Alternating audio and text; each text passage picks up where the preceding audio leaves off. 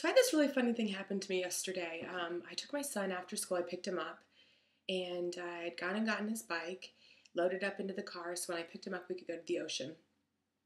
And even though he's 8 and he's really, really athletic, he still struggles to ride a bike. He hasn't figured out how to do it yet. And it kind of boggles my mind because he's really, really, really good at running and sports and archery and anything you can imagine. He's very athletic, and it's not just proud mom, like all my guy friends who know more about that stuff are like, he's really athletic.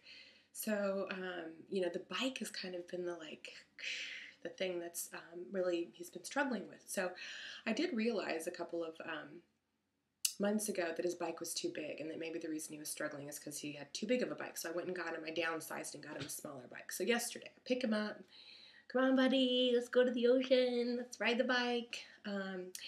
And we get out there and we're kind of doing it, and my whole approach is this like hands-off approach because actually what happened is riding a bike has been kind of this crazy traumatic experience for him. And it's because back in the day when we first got him that oversized bike, bike riding basically meant this for him.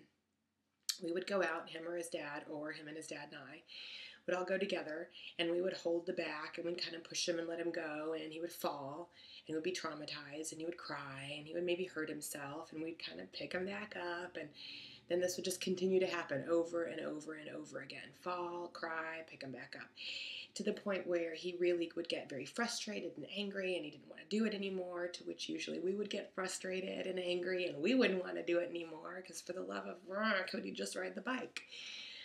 And so, now it's kind of funny because, like, when you say ride the bike to him, that is not a fun experience. And I was thinking the other day that, people are going to say for the rest of his life, he'll hear that expression, oh, it's just like riding a bike. And people will mean, you never really forget how. But in his mind, if someone says, just like riding a bike, he's going to think, traumatizing childhood trauma.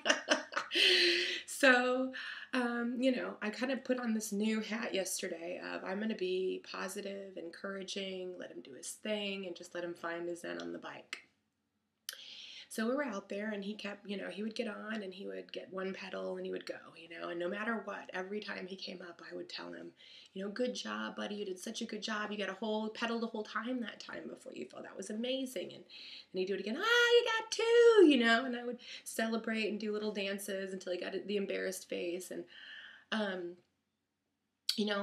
trying to be very positive and very positive. It was like, no matter what, even though he kept getting better, and he was doing 2 pedals, then he was doing 3 pedals, and he was downhill, he was turning, he was slowly, incrementally getting better, and I was encouraging. And then I realized, he kept getting more and more frustrated the better that he got. And at some point, he was doing real great. He'd moved off the grass, he was on the street, he was pedaling, and he kind of fell in a fairly dramatic way and was kind of sprawled out on the ground. And I went over and I was like, buddy, what's going on? Because I was like, I will not be swayed. I'm going to be positive no matter what. And he was in like full on the fit. And I said, bud, you've done more than you've ever done before. You're doing fantastic. And he was still very emotional. And then it just like, aha. I realized what he was doing, and that he was trying to relive that pattern of this is how we ride the bike. This is how we ride the bike. I fall, I throw a fit, mom comes over, she gets frustrated, blah, that's riding a bike. And so in the midst of this, him laying there kind of frustrated, I just looked at him and I said, is this the part where I'm supposed to get frustrated too and say, let's go home? And he was like, yes. And I was like, oh, we're not doing that anymore. Today, we leave whenever you want, and you can ride for as long as you want or not. And when we're done, we're going to go get ice cream. And I'm not going to yell or get frustrated. I'm just going to smile and tell you good job all day long. And if you're done, let's go. And he was like, oh, well, no, I think I can do a little bit more, Mom. I think I can do a little bit more. And he got back on and he rode for like another 20, 30 minutes. And I really realized that in that moment that the things that we take for granted about ourselves, those things that we can't see about ourselves when we're trying to do something new and we've got growing pains and we're trying to change old patterns and shift old behaviors and grow, that it's harder to look in and see that in ourselves. And I had a moment of clarity last night seeing it with Max, saying, oh, this is where we play that pattern out right here.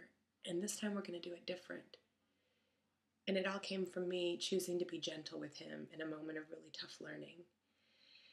And so I guess I would say, that, it's not easy to learn to ride a bike, and it's not easy to learn to change an old pattern or behavior, but be gentle with yourself. And chances are, once you learn to change an old pattern into something new and more preferred for you at this time, you have a really hard time forgetting how to do that the next time around.